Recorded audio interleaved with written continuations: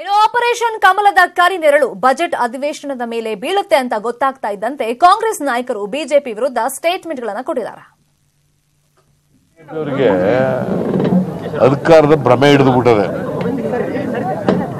ದುಡ್ಡು 50 ಕೋಟಿ ಆಫರ್ ಮಾಡ್ತಾರೆ. ಎಲ್ಲಿಂದ ಬಂದಪ್ಪ ದುಡ್ಡು? 50 ಕೋಟಿ ಒಬ್ಬ MLA ಆಫರ್ ಮಾಡ್ತಾರಲ್ಲ, ಎಲ್ಲಿಂದ ಬಂತು ದುಡ್ಡು?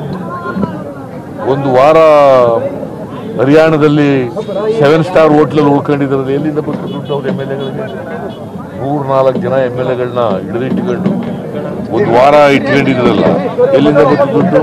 ಸಾರ್ವಜನಿಕ ಹಣ ಲೂಟಿ ಹೊಡೆದು ಬಿಟ್ಟವ್ರೆ.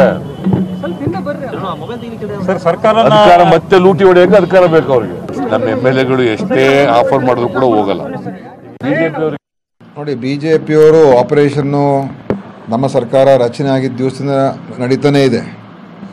ಆ ಆಪರೇಷನ್ ಸಕ್ಸಸ್ಫುಲ್ ಆಗೋದಿಲ್ಲ, ಅದು ಒಂದು ಫ್ಲಾಪ್ ಆಗ್ತದೆ. ಖಂಡಿತವಾಗಿ 100ಕ್ಕೆ 100 ಆಪರೇಷನ್ ಕಮಲ ಫ್ಲಾಪ್ ಆಗ್ತದೆ.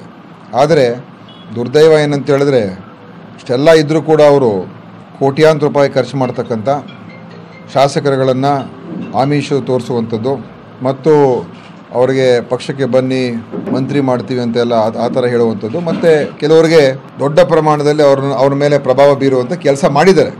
30 ಕೋಟಿ 40 ಕೋಟಿ ಕೊಡ್ತೀವಿ ಬನ್ನಿ ಅಂತ ಹೇಳ್ತಕ್ಕಂಥದ್ದು. ಇಷ್ಟು ದುಡ್ಡು ಎಲ್ಲಿಂದ ಬರ್ತಾ ಇದೆ ಬಿಜೆಪಿಯವ್ರು ನಂಗೆ ಅರ್ಥ ಆಗ್ತಾ ಇಲ್ಲ. ಇಷ್ಟೊಂದು ಹಣ ಯಥೇಚ್ಛವಾಗಿ ಖರ್ಚು ಮಾಡೋದಕ್ಕೆ ತಯಾರಾಗಿದ್ದಾರಲ್ಲ, ಯಾರು ಕೊಡ್ತಾ ಇದ್ದಾರೆ ದುಡ್ಡು ಇವರಿಗೆ? ಅಂದರೆ ಎಷ್ಟು ಮಟ್ಟಿಗೆ ಭ್ರಷ್ಟಾಚಾರದಲ್ಲಿ ಮುಳುಗಿದ್ದಾರೆ. ಬಿಜೆಪಿ ಸ್ನೇಹಿತ ಶಾಸಕರುಗಳಿದ್ರಲ್ಲ, ಅವ್ರ ಕಥೆ ಏನಾಯ್ತು ಸರ್? ಎಲ್ಲಿಗೆ ಬಂತು? ಈಗ ಇಲ್ಲಿವರೆಗೆಲ್ಲ ನೋಡ್ಕೊಂಡು ಬಂದಿದ್ದೀರಲ್ಲ, ಈ ಕ್ಲೈಮ್ಯಾಕ್ಸ್ ಅಂತ ಬಂದೈತಲ್ಲ, ಕಾದ್ ನೋಡಿ. ಇನ್ನೂ ಸಂಪರ್ಕದಲ್ಲಿದ್ದೀರಾ ಸರ್? ನಾನು ಅವತ್ತು ಅದೇ ಹೇಳ್ತೀನಿ, ಇವತ್ತು ಅದೇ ಹೇಳ್ತಾ ಇದ್ದೀವಿ, ಮುಂದೇನೂ ಅದೇ ಹೇಳ್ತೀವಿ. ಅವ್ರು ಹಿಂಗೆ ಹೇಳ್ತಾ ಇರಲಿ, ಆಮೇಲೆ ಇಡೀ ರಾಜ್ಯದ ಜನತೆಗೆ ಏನಂತ ಗೊತ್ತು.